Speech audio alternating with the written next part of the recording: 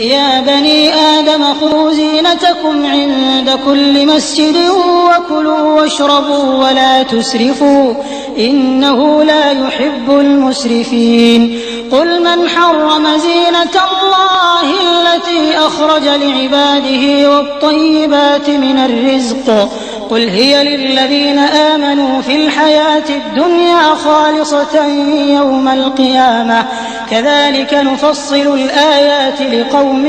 يعلمون قل إنما حرم ربي الفواحش ما ظهر منها وما بطن والإثم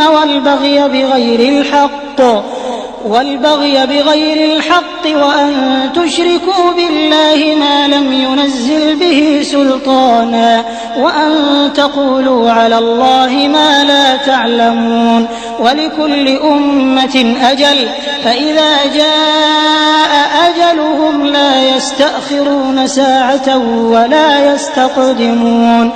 يا بني آدم إما يأتينكم رسل منكم يقصون عليكم آياتي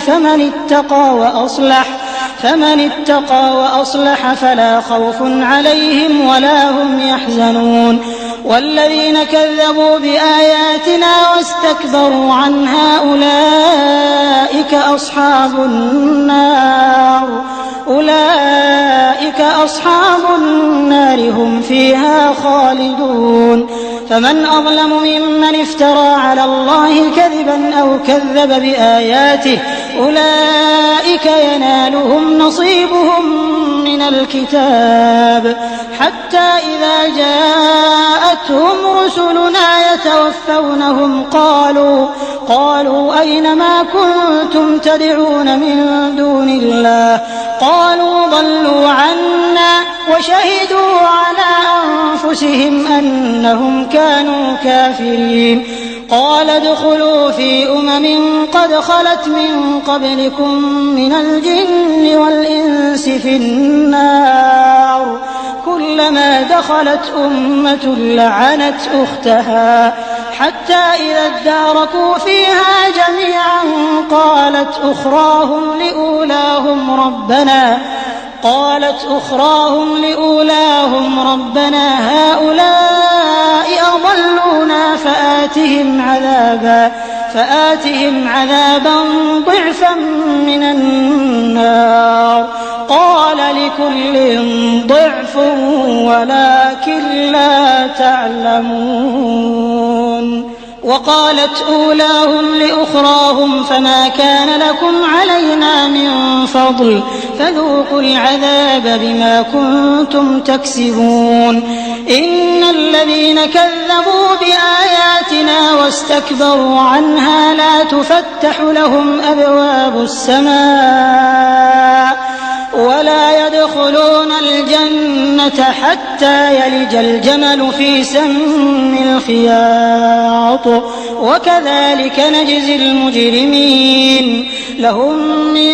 جهنم مهاد ومن فوقهم غواش وكذلك نجزي الظالمين والذين آمنوا وعملوا الصالحات لا نكلف نفسا إلا وسعها أولئك أصحاب الجنة هم فيها خالدون ونزعنا ما في صدورهم من غل تجري من تحتهم الأنهار وقالوا الحمد لله الذي هدانا لهذا وما كنا لنهتدي لولا أن هدانا الله لقد جاءت رسل ربنا بالحق ونودوا أن تلكم الجنة أورثتموها بما كنتم تعملون ونادى أصحاب الجنة أصحاب النار أن قد وجدنا ما وعدنا ربنا حقا فهل وجدتم ما وعد ربكم حقا قالوا نعم فأذن مؤذن بينهم اللعنة الله على الظالمين الذين يصدون عن سبيل الله ويبغونها عوجا وهم بالآخرة كافرون وبينهما حجاب وعلى الأعراف رجال يعرفون كلا بسيماهم ونادوا أصحاب الجنة أن سلام عليكم لم يدخلوها وهم يطمعون